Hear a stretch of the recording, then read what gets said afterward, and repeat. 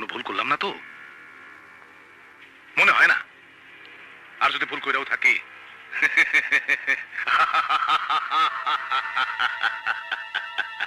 আজাদের দুই ছেলে আমার এতিমখানায় ঠাঁই পাবে, থাকবে ওখানে কিছুদিন। তারপর ওদের কিডনি, লিভার এগুলার মালিক হবে সাদা চামড়ার মানুষ। আসসালামু আলাইকুম স্যার। ওয়ালাইকুম আসসালাম। কি ব্যাপার? স্যার, আমি একটা কেস লেখাতে এসেছি। একজন লোক আমাকে দিয়ে জোরপূর্বক বাচ্চা পাচার করতে চেয়েছে।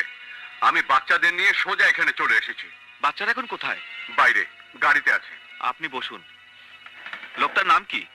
সবাই তাকে সাধু ভাই নামে জানে। সাধু ভাই? জি। ও মাই গড।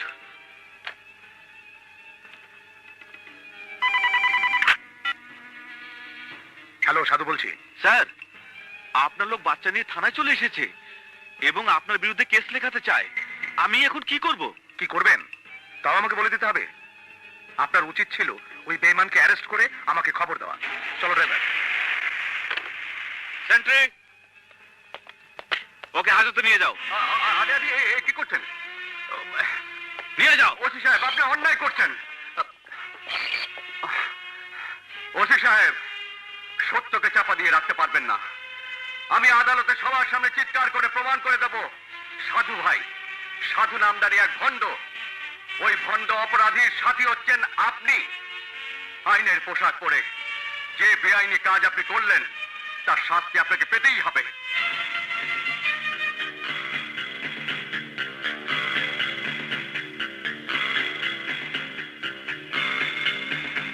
Order, order. সমস্ত সাক্ষ্য প্রমাণাদির আলোকে এটা সুস্পষ্ট প্রমাণিত যে ড্রাইভার আজাদ কুরেশি সংঘবদ্ধ শিশু পাচারকারী দলের সদস্য এবং বহুদিন যাবৎ সে অপরাধমূলক কাজ চালিয়ে যাচ্ছে। অতএব এই আদালত আজাদ কুরেশিকে শিশু পাচারের দায়ে যাবজ্জীবন কারাদণ্ডে দণ্ডিত করিল। জজ সাহেব, আপনার চোখ অন্ধ। আপনার বিচার মানি না, আপনার আইন মানি না, আপনার আইন অন্ধ, আপনার আইন অন্ধ।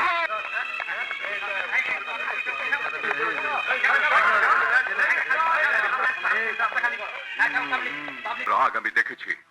তারা তোমাকে আর আমার সন্তানদেরকে বাঁচতে দেবে না। এমন কোন অপরিচিত জায়গায় গিয়ে তুমি সন্তানদেরকে লালন পালন করো। আমাদের সন্তানদের ভবিষ্যৎ চিন্তা করে এই দুনিয়ার মানুষের সামনে তোমাকে বিধবা হয়ে বাঁচতে হবে। এক মায়ের দায়িত্ব পালন করার জন্য তুমি কেন আমাকে স্ত্রীর অধিকার থেকে বঞ্চিত করছো? সব প্রয়োজনের তাগিদ। মনে করো, তোমার স্বামী সোহাগের যাবজ্জীবন নয়, ফাঁসি হয়ে গেছে।